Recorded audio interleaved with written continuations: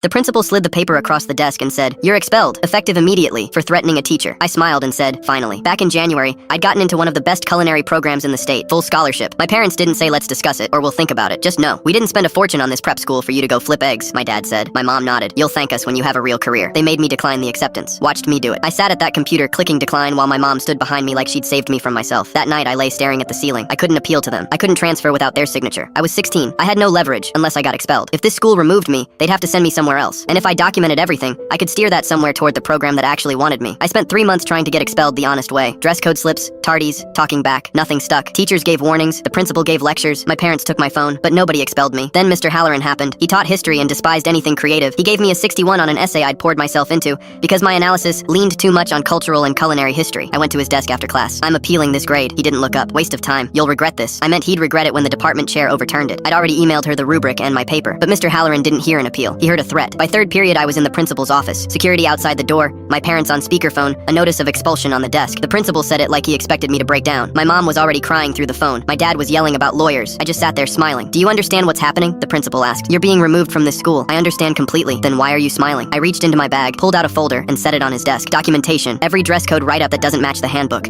Every detention for subjective infractions. Every grade I lost for being too creative.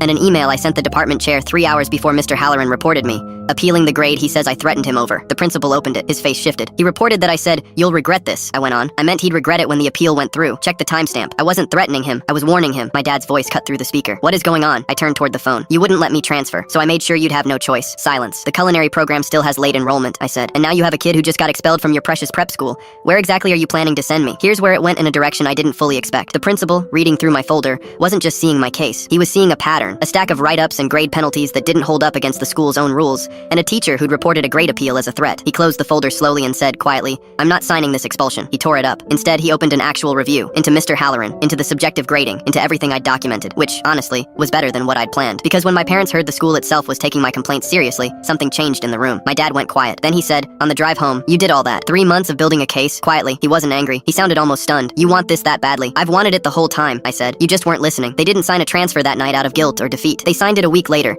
after sitting down with me and actually looking at the program, the placement rates, the working chefs who taught there, the scholarship they'd made me throw away. My mom cried again, but differently this time. "We thought we were protecting you," she said. "We didn't realize we were the thing you needed protecting from." The program let me re-enroll for the fall. First semester I placed in 2 competitions and staged at a real restaurant downtown. Mr. Halloran's grade got overturned in the review, along with a few others. Last month I got into one of the best culinary schools in the country. When the acceptance came, I showed my parents first this time, because they'd earned that. My dad read it over my shoulder and put his hand on it, and said the thing I'd waited my whole life to hear. "I'm proud of you." I read it 3 times, then I smiled. Finally.